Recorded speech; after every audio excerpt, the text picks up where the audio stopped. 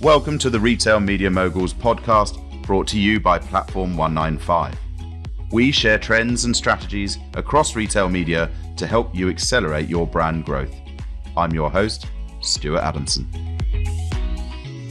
Welcome to the Retail Media Moguls podcast. I'm your host, Stuart Adamson, founder and CEO of Platform 195. Today, I'm delighted to be joined by the Strategic Partnership Acceleration Lead at Flywheel Digital, the legend that is Peter Bond. Peter is considered a leading figure in retail media and has held various senior leadership roles during his 30-year career, working for companies such as Fetch, Power Reviews, Spins, CVS Health, dunnhumby, and IRA, to name just a few. He's also the founder and co-host of the CPG Guys podcast, of which I am in awe. Peter describes himself as a voice of the consumer evangelist, a CPG expert, data geek, podcast influencer, loyalty advocate, politico savant, connector archetype, and an erstwhile gourmand. Peter, welcome to the podcast. Thank you so much for joining us. Yeah, it's so nice to be here, Stuart. Thank you for having me. I think the one I'm most proud of is the erstwhile gourmand. My misspent youth was chopping mise en place at Michelin star restaurants in New York City on the weekend so that I could get, Eric Ripert to teach me how to debone a fish, or Wiley Dufresne to teach me aspects of molecular gastronomy. So that's which begged the question, like, why didn't I go into the restaurant business? And the answer to that, I usually say, is the way you make a small fortune in the restaurant business is you start with a large fortune and you spend most of it. Oh, wonderful. I used to work at a butcher's myself, so I learned how to do the same thing, but with meat. That was my Saturday job. But look, tell us a bit about your journey then, because you started in the restaurant, but how did you end up where you are, and what have been the twists and turns along the way? It'd be lovely to hear a bit more about that. Yeah, after getting out of business school in the early 1990s, I spent a number of years on the brand side doing more traditional brick and mortar types activity, space management, category management, trade marketing. That's really where I cut my teeth in the CPG space. And by the end of the 90s, I transitioned over to the service provider side. I started working with IRI. I was working on their retail business, so primarily interfacing with retailers in the grocery channel that were based on the East Coast of the United States, many of whom don't exist anymore, strangely enough. But did that for 3 years and then jumped into the emerging .com world. People are very familiar with Priceline.com. A lot of people aren't familiar that in 2000, they launched a grocery division where you can name your own price for groceries. People aren't familiar because it didn't last very long. We ran it for about 10 months before the venture capital ran out. The bubble burst on the .com economy, and they decided, in order to save the primary travel business, they'd close down the grocery business. But that's really when I got my flavor for startup businesses. I did a couple more, ended up joining a company that was acquired by my previous employer, IRI. So I love to tell people that I was forcibly repatriated into the family. I spent another 6 years at IRI working with very large consumer packaged goods companies. I was 3 years on the PepsiCo business and then 3 years on the Campbell's Soup business. That's when dunnhumby found me. They, as a division of Tesco, had built a joint venture with the U.S. grocery retailer Kroger, and they were looking for someone to lead their engagement with the Coca-Cola company. And the person Go ahead. What year was that? What year was that? Yeah, now we're talking about 2010. Okay. So I had met during my time at Priceline, I had negotiated the agreement with Kroger to have them join the Priceline family for groceries. The person I did the negotiation with was a fellow named Dave Chancho, who at the time, Dave was the VP of loyalty marketing at Kroger.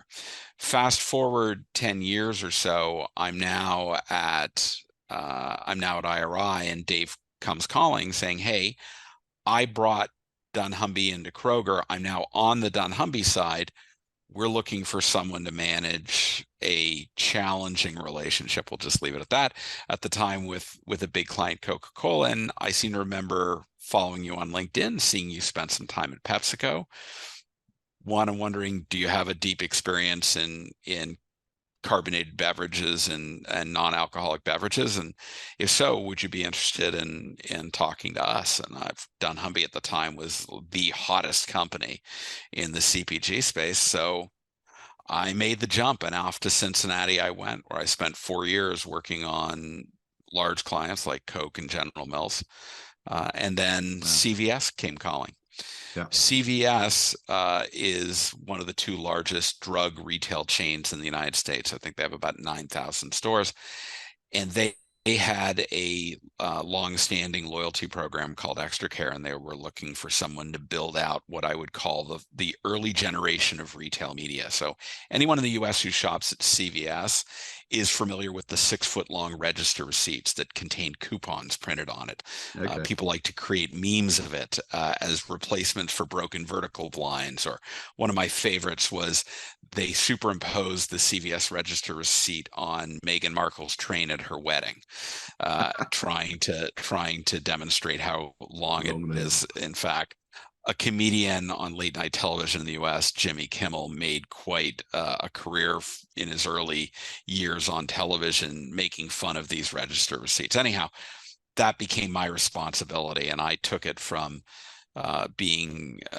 printing out personalized coupons on register receipts to doing it through personalized email, doing it through personalized mobile app notifications and other things like that. Just became kind of the early stage of controlling in-house capabilities around that. Yeah. And that's really where I got my flavor for retail media. I ended up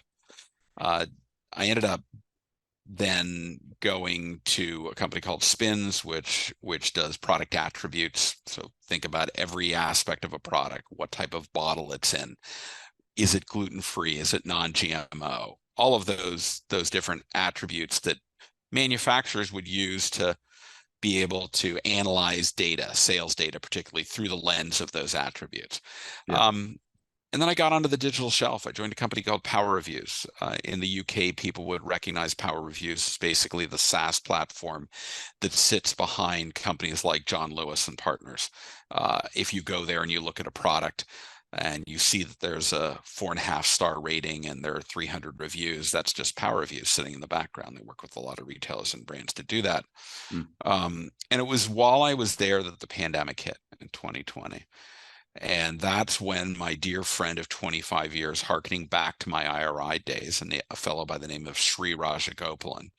Sri and I had met at IRI, and he had left IRI and gone on to the brand side. He'd spent quite a number of years on the PepsiCo business and ended up being the very first VP of e-commerce for their Frito-Lay division.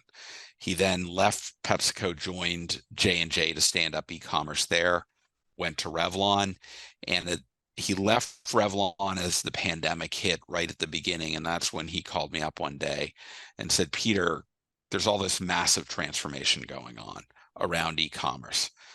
Drizzly was growing. Drizzly is a large alcohol delivery marketplace here in the United States. It was growing radically. Most people will know of Instacart. It was a grocery marketplace here in the US as well. It was growing at 5x rate. And he said, there's not enough chronicling of longitudinally of what's going on. We really should do something here. And we had been talking for years about co-authoring a blog, and we decided a blog wasn't the right format. So we just decided to launch a YouTube channel, and we named our show after the first words that came out of Shree's mouth when we recorded the first episode. He said, "Welcome to consumer engagement in an omni-channel world." And every week we would just take turns asking each other questions. And after about 5 or 6 episodes, 3 things became readily apparent. Number one, that YouTube was not a good platform to have a conversation because it is an active engagement platform. It requires that you sit there in front of the screen. If you close the screen, it stops playing. So we decided to move to podcast. 2, I know that consumer engagement in omni-channel world just rolls off your tongue, but we wanted something a little catchier. So we decided we're a couple of guys and we're in the CPG space.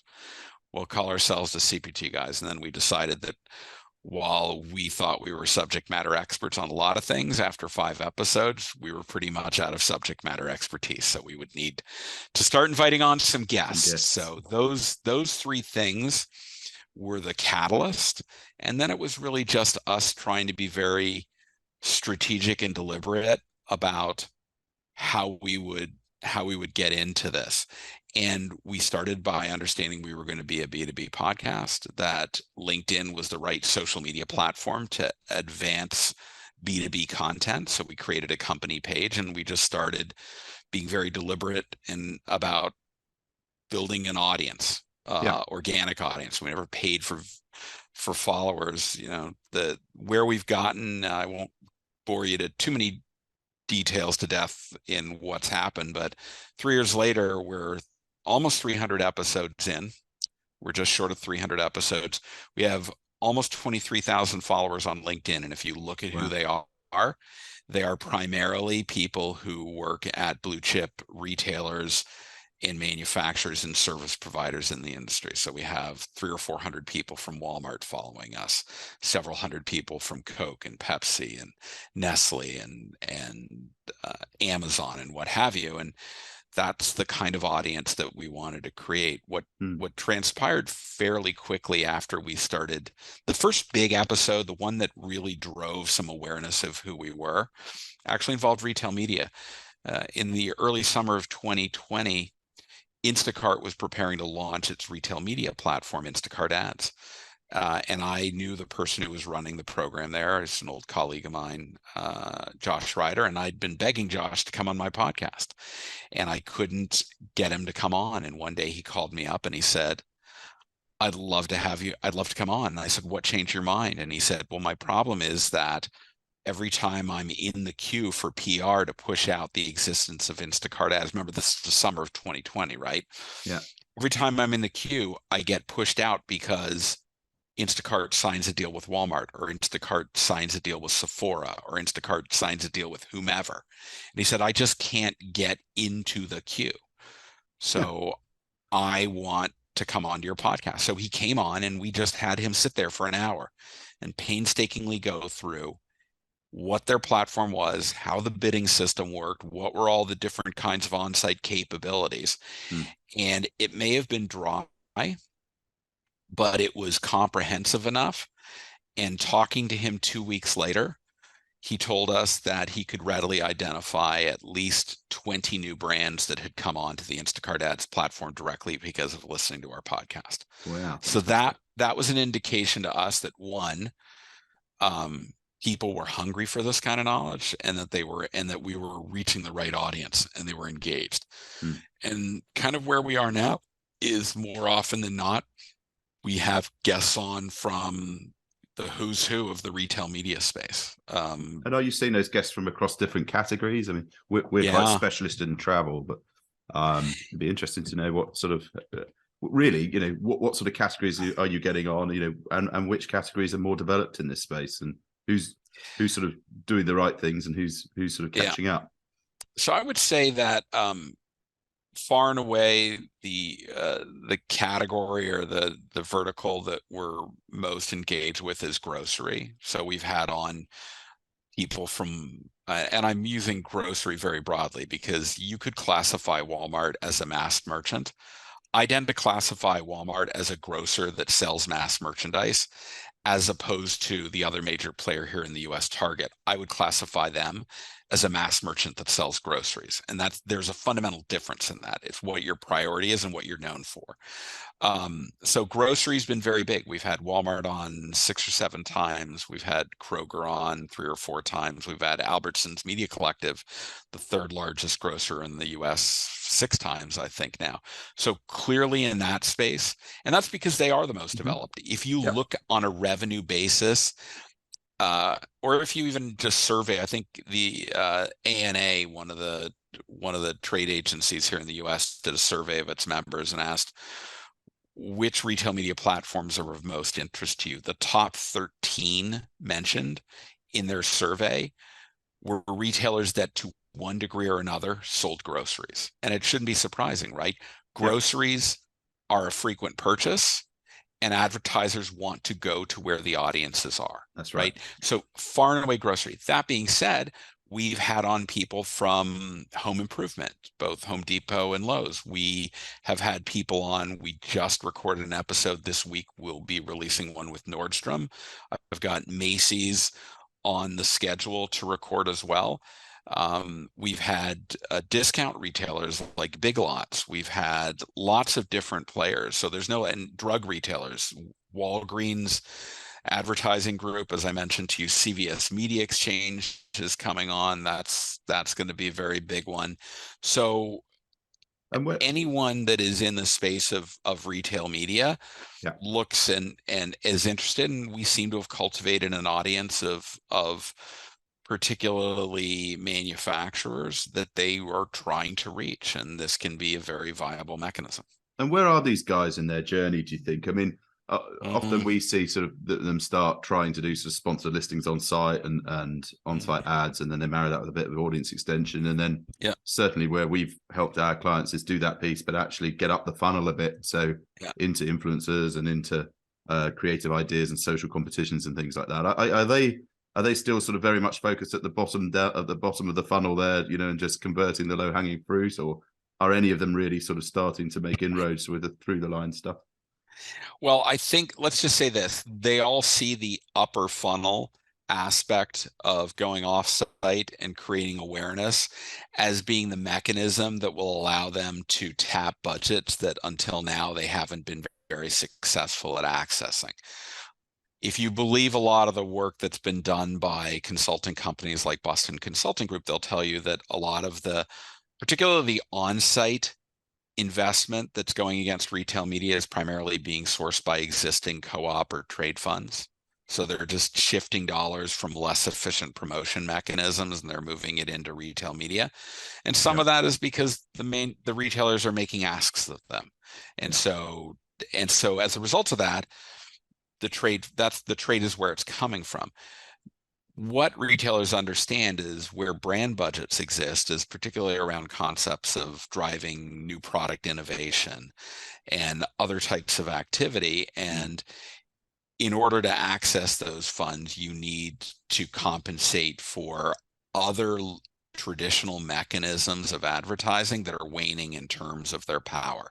I'm particularly talking about linear television, and I'm talking about print media. So both of those are on the decline. If you believe most of the research that I've seen, linear television, people cutting the cord are doing one of two things. Either they're moving to connected television, which is a platform that retail media can access through building partnerships with companies like Roku and Disney and Paramount and other streaming services to compensate for loss. And the great thing about it is when you do that, obviously, you bring to bear the closed loop environment of being able to measure audience impressions to actual conversion. And that's the real power that brands are looking for to justify shifting budget away from traditional channels. The other thing is, but some of those people just aren't moving to connected. They're doing other things. And as a result of that, there's this growing audience that is being referred to as the unreachables, people that cannot be reached through linear television.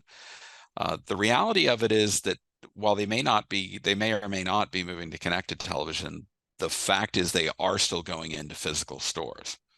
So that's where we look. I look to the future. I'm the Canadian in the group. I love Wayne Gretzky. He always had this saying, don't go where the puck is, go where the puck is going.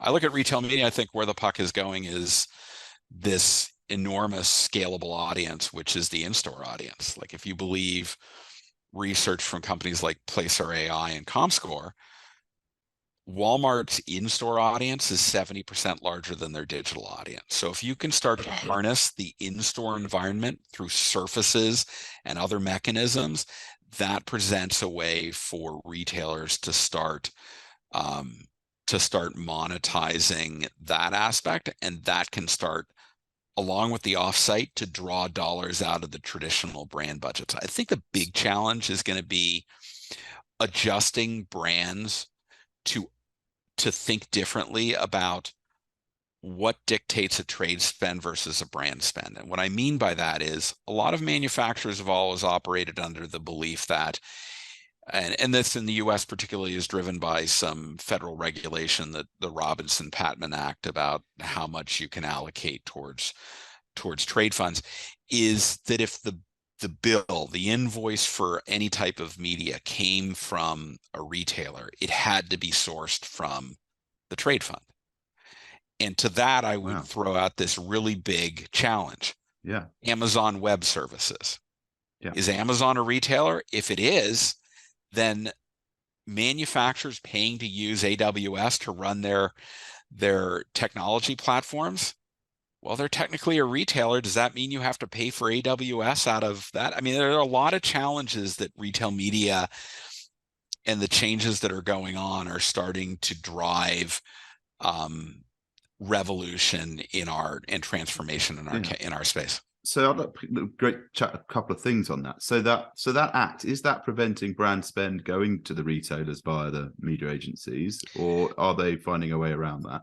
Well, here's what I'll tell you. I'll give you some great examples of where these challenges are. You know, Procter & Gamble probably has the strongest line item. They say if the invoice comes, and it's not only just if it comes from that. I was at Cornell University talking to a group of people in an omni-channel leadership class, and one of them brought up the fact that this was a retailer. They were getting pushback that the invoice that they were getting from that retailer on retail media, that printed on the digital invoice, literally denoted on the digital invoice, was a PO box that was the same PO box as they use for their trade funds, even though the way they pay is through electronic fund transfer.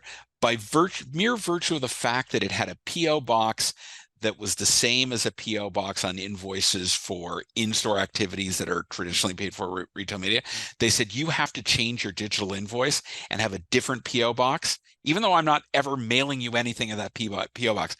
I just need to make my lawyers happy so that they don't think, because they're really worried. They are very worried about running afoul of that kind of legislation. So it's something that's going to require a lot. As the bigger retail media gets and the more they're doing these kinds of things, this is something that the industry is going to have to tackle. I know they can handle it. It's just that right now there's still a lot of friction going on in the industry around who pays for what budget it comes out of, and whether or not it's controlled. Like, retail media at the end of the day is media. Yeah, it's media, and the question becomes who should control it. Is it something that, because right now for a lot of manufacturers, they'll have an Amazon team. The Amazon team is part of the marketing organization, and then every other retail media platform is handled by the local sales team that is handling it. There's got to be a measure of convergence, maybe not from a control or from a organizational structure perspective, but there's got to be some convergence around process, that you want to evaluate all of your investments against retail media, regardless of who the retailer is, in a unified and consistent manner, so that you can make judicious decisions as a brand where you invest against. I think one of the things we did when we were working with Thomas Cook was actually we helped set up a separate limited business, which was effectively a creative and content agency, and used that as an opportunity to not only separate in the suppliers' minds around the fact that this wasn't just trade dollars going to a retailer, but was also actually a full marketing services business. And but that is something that has to be done. Generated its own revenue line. Yeah. So there are all sort of ways around it, I suppose, but it'd be interesting to see how it evolves over time. I'll give you a great example. When dunnhumby was in that joint venture with Kroger, they had a separate company called dunnhumby USA. So it was 50% owned by Kroger. It was 50% owned by dunnhumby. The minute that Kroger dissolved the joint venture and absorbed most of that previous entity into what is now known as 8451. That's the name that they gave this new entity. It's the longitudinal address of Cincinnati.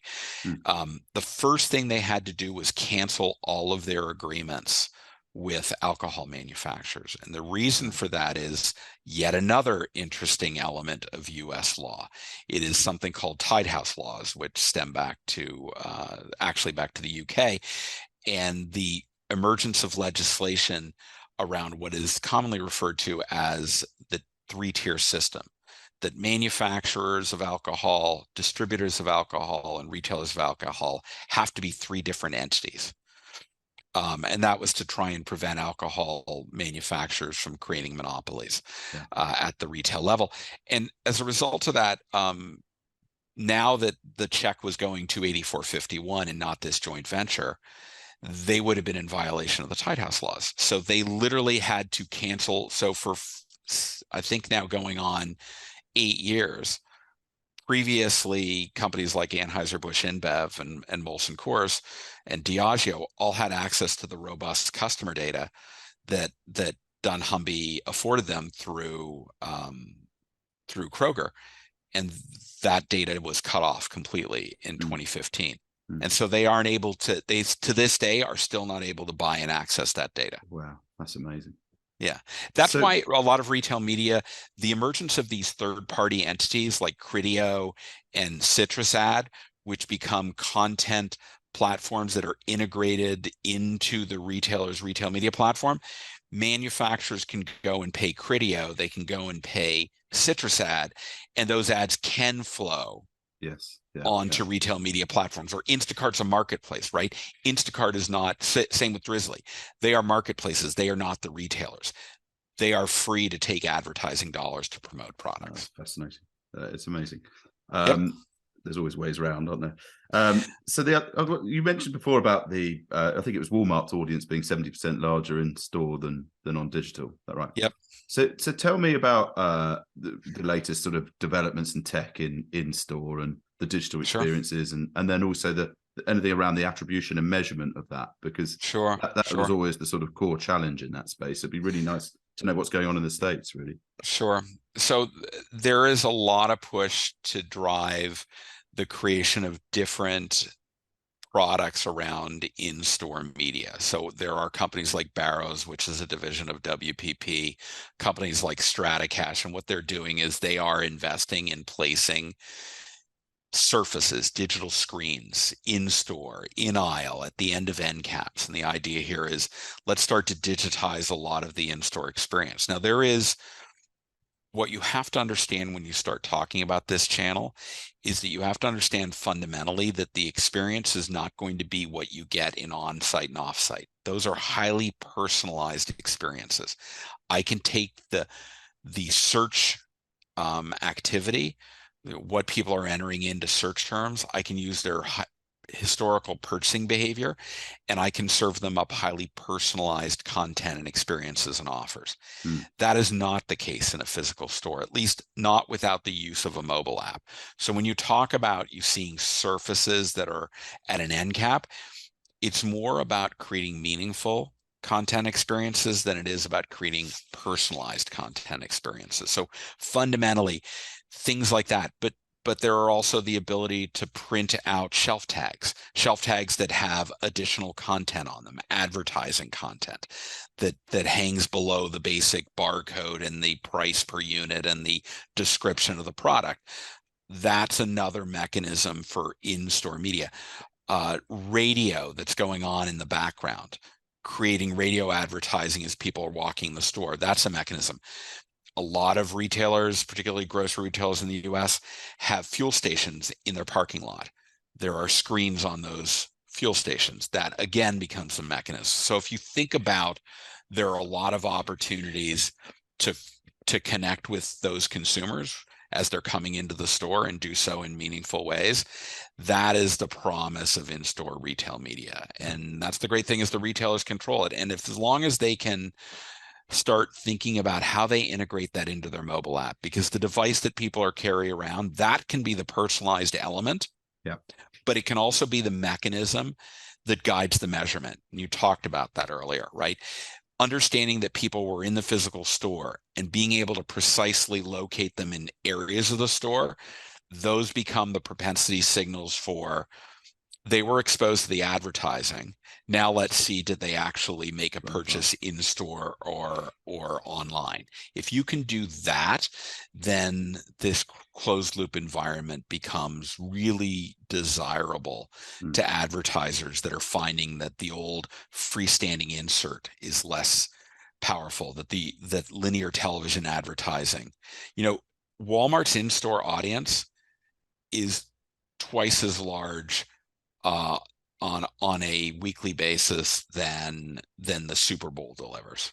And the Super Bowl is once a year, right? So if you start understanding that scale and saying, wow, in-store is really powerful and I can't reach people through linear television, but I can through in-store activity, they're the ones. You look at what Kroger's doing, and as Kroger looks to consummate its merger and acquisition with the Albertsons companies to make them much more competitive with Walmart, that becomes a real powerful, and that's something that will give them, to a degree, a step up on Amazon. Because in the United States, Amazon's still the 800-pound gorilla.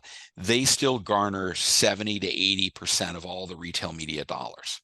Yeah. Right. Amazing. Everybody's chasing Walmart. That's not the case in Europe. It's not the case in APAC and elsewhere in South America and Latin America. Amazon's still the 800-pound gorilla, but Walmart and Kroger and those that have in-store audiences and have the ability to create solutions that can advertise in-store, suddenly they have something that Amazon can't catch up to. At least not in the foreseeable future. Like Whole Foods is not a viable competitor to Walmart's physical stores or Kroger's physical stores. So I think maybe just because we're relatively limited time, why don't we talk a little bit about the digital space? Because also we talked about the store activity. Sure. And obviously we touched on this earlier around the networks and then the sort of on-site activity and audience extension. And there's that sort of pure play piece around the supplier element. How do you maximize the revenue that you're generating from your suppliers, both on the big level and then the sort of scaling of the long tail, so to speak. And then the sort of other side of retail media, and often that I find there's a bit of a camp that believes retail media is this joining up of the networks and buying third-party media across it, and then the other camp is about all the supplier piece. Tell me what your thoughts are around that and the development and where we're all going with it and what you see. All right. So let me talk. I would be remiss if I didn't, tip of the hat to on-site retail media, right? For all this growth in other mechanisms, offsite and what have you, at the end of the day, search is still the predominant component. So domestically in the US, of the $37 billion in revenue that was generated from retail media last year, probably 25 billion of that 37 came from search. So on-site search is still the dominant component. That being said, off-site, in particular like connected television, I think this year it's estimated to be about $6 billion, and it's growing at a 20 or 30% clip. So there's an enormous amount of opportunity, and that kind of gets back to the whole upper funnel. It's something that brands are looking to compensate for other mechanisms waning in their power. Retailers are looking to access the dollars that come with it. And all of a sudden, we have these growing audiences. Streaming services are through the roof. Connected television is happening, and it's hardly a week goes by that I don't see an announcement from a major retailer partnering with a streaming service to use their audiences to target advertising as they see fit. Yeah, we see an interesting piece in there, and obviously this is how we advise our clients, but often we see, because that effectively for the smaller suppliers that typically connected or TV or digital or out of home is a expensive entry point, because now we can buy it on an impression basis. Actually, it opens up a huge amount of a fraction of a campaign for suppliers that don't necessarily have the budgets of the big ones. And actually, if you're doing the data targeting right, then actually it's a hugely effective way of buying above the line media and integrating them into retail media campaigns. Offsite is also very relevant for retailers that either don't have a large e-commerce audience or don't necessarily have the financial resources to launch their own. I'll give you two examples of this. Dollar General is a value retailer here in the United States. They have over 10,000 stores around the United States. They are primarily a cash operation in physical stores, so there aren't a lot of people doing e-commerce. So thinking about creating an on-site e-commerce retail media experience for Dollar General is probably not top of mind. That being said, they do have that audience of hundreds of million, 100 million shoppers or what have you, that they can use to target offsite advertising. So what Dollar General is doing is their offering is primarily offsite, because they knew that that's where their audience would have value to a brand. Another example is Nordstrom. I recently interviewed a fellow named Aaron Dunford, who is the head of Nordstrom's media network. And he didn't have the financial resources to launch on site. So what he did is he went and partnered with third-party DSPs and what have you, and made his audience available to them and started marketing to all the manufacturers in his community, saying, you can use us and our audiences through the DSP to create offsite advertising and do it at scale. And then he generated enough revenue from that endeavor to then fund the creation of an on-site solution. So he started off-site and went on-site, whereas if you look at most of the big players, they started on-site and then broadened to off-site. So I think that the off-site just offers an opportunity for retailers that may not want to start or may not be able to start on-site to do so with a much lighter footprint. I can tell you this, having worked at a large retailer like CVS, they budget out their IT allocation a year and a half in advance, right? And so if I walked into any large retailer today that wasn't doing retail media and said, I want to launch retail media, they'd have to do a couple of things. First, they'd tell me, talk to me in August, we'll budget for the following year. Or they would say, fine, which projects do you want me to knock off the list? And by the way, whoever's project that is not going to be happy, because I bet they're not going to be relieved of whatever commitment they made to the organization to get those IT resources. It just doesn't happen like that. So it takes a long time. Partnering with external providers that can do a lot of the activity that doesn't involve IT internally to be as dramatically involved, that is the fastest way to get retail media up and running for a lot of these retailers. We see that completely, and we've got at least 2 or 3 clients, big retailers, who are doing exactly that. We start with audience extension and building out their shopper platform. And then meanwhile, we're working with the on-site guys to actually stakeholder management, getting them to understand, that it's not going to kill their business or cannibalize their thing, but actually there's a huge revenue opportunity. Also just getting behind that roadmap and finding ways of getting the platform into the site, so that they can monetize. All of this is, at the end of the day, is still predicated on the ability for brands to get the performance marketing measurement that they need. That's why the ability to measure incrementality beyond just ROAS, return on advertising spend, increasingly the requirement, right? The table stakes are you need to be doing this in a test and control environment where you're holding out a control group and measuring how much sales were actually a result of the advertising, not just for every dollar I put in, here's how much I got in advertising. That doesn't take into account, right, sales that would have occurred naturally as a result, regardless of the advertising exposure. So that is becoming, and that's why you see the rise of things like clean rooms, right? Clean rooms that allow manufacturers to plug in and through privacy safe environments measure performance, so that they can do that across retailers, get their apples to apples comparison. Because increasingly the decision to invest in retail media is bubbling its way up beyond the VP, beyond the SVP. It's frankly, in many cases, going right to the board level. 2 years ago, I was at the CAGNY conference. CAGNY is the Consumer Analyst Group of New York. It's all the analysts get together in a big boondoggle every year down in Boca Raton, Florida, and they parade through 30 of the largest consumer packaged goods companies. And the CEO and the CFO typically tell them, this is what we've got planned for the year. 2 years ago, I asked the CEO of Procter & Gamble how he was fundamentally thinking about changing their marketing budget allocation to compensate for retail media. You would have thought he was a deer in the headlights. He had no idea what I was talking about. He quickly pivoted the conversation and went to the next question. Wow. He showed up again this year at CAGNY, and he led his presentation talking extensively about how they were focusing retail media. Now, I'm not going to sit here and pretend that it was my question 2 years ago that kind of made him do that. I think it was much more of that was a catalyst to say, what do we need to know about this retail media? And then as all of a sudden these demands start getting placed on manufacturers, Yes. right?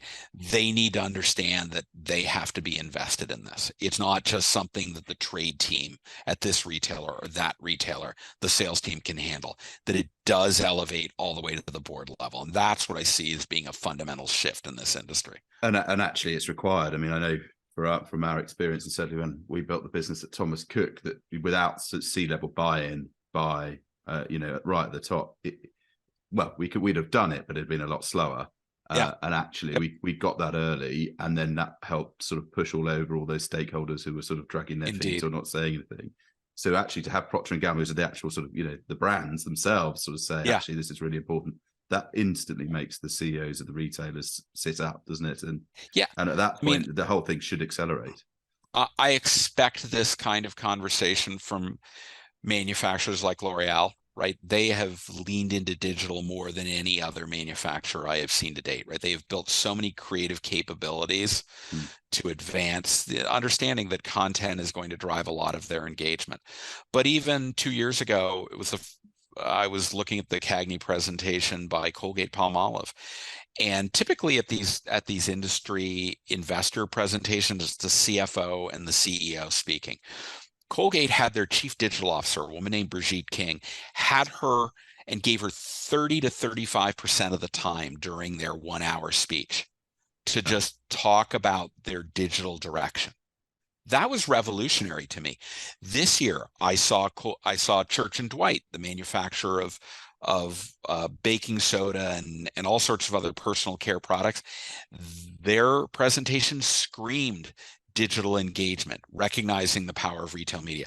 There is transformation occurring. It's occurring very rapidly. So there's movement on the manufacturer side. The retailers are supplying it. There's still friction, right? There's still these bumpy roads. Common measurement terms. That's probably the biggest thing, that there's got to be alignment between manufacturer and retailers on how things are measured. That's the way you're going to shift budget dollars more quickly. And then they've got to get over that trade issue. If they can get over the whole, if the invoice comes from a retailer, does it mean it has to come out of trade? If they can get over that hump, then all of a sudden retailers will compensate not only for the loss of linear television, but I mentioned print advertising. The local newspaper is all but dead in the United States. That was a mechanism that a lot of people had got a lot of awareness of things. Retailers with their in-store experience, they can help compensate for the loss of that particular advertising channel. Yeah, absolutely amazing. Listen, I've loved every second of this, listening to you. I could listen to you all day and talk to you all day, but you probably don't want to talk to me all day. But, at some point, I'd love to have you back, Peter, to come and talk to us again. But just sort of at the end there, just while we wrap up, is there any advice you'd give to anybody, newly emerging into the retail media space in terms of how you can get set up quickly? Sure.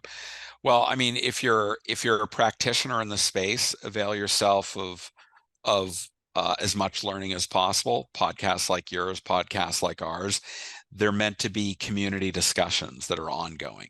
The nicest thing that I ever get from people when I run into them in the trade shows is when they say to me, I entered the industry 6 months ago, I knew nothing about it, and the way I got up to speed was just by listening to your podcast. So that just be curious. Just be curious. If you're a retailer, avail yourself of understanding that partnerships will get you there a lot quicker. The other thing is understand that as the industry sits right now, for the most part, manufacturers perceive retail media as taxes. They're not necessarily seeing the returns that they see on Amazon and what have you. And so you've got to bend over backwards as a retailer to not carry a big stick, or if you're going to carry a big stick, walk softly. Try to work with your manufacturers.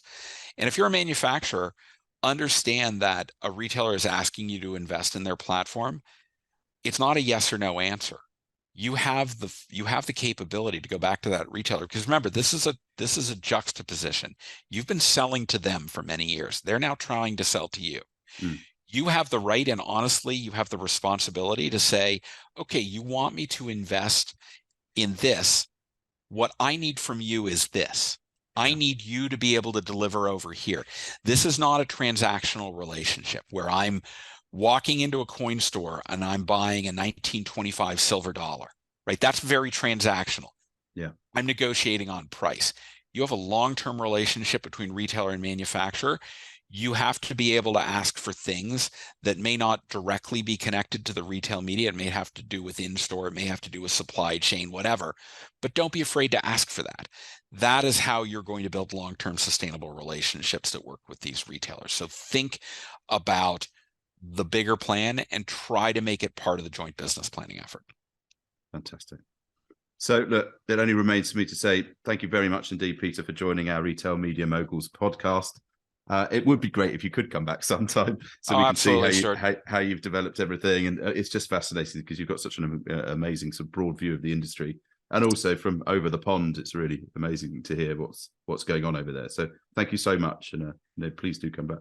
My pleasure. We'll be happy to, and we'll make sure to promote the existence of your podcast. We look at podcasting as being a community that a rising tide lifts all ships. It's not about the competition. It's about getting more voices. It's kind of like drinking wine, right? Nobody drinks, other than the wine manufacturer themselves, drinks the same wine day after day. You open up anybody's wine cellar, you'll see a variety of different wines. Podcasting should be like that. So we welcome you to this community. Yeah, and I welcome you to the UK and come open a bottle of wine with me. The Retail Media Moguls podcast is brought to you by Platform 195. To learn more about Platform 195 and how to connect retail media with intelligent marketing to accelerate growth, visit platform195.com.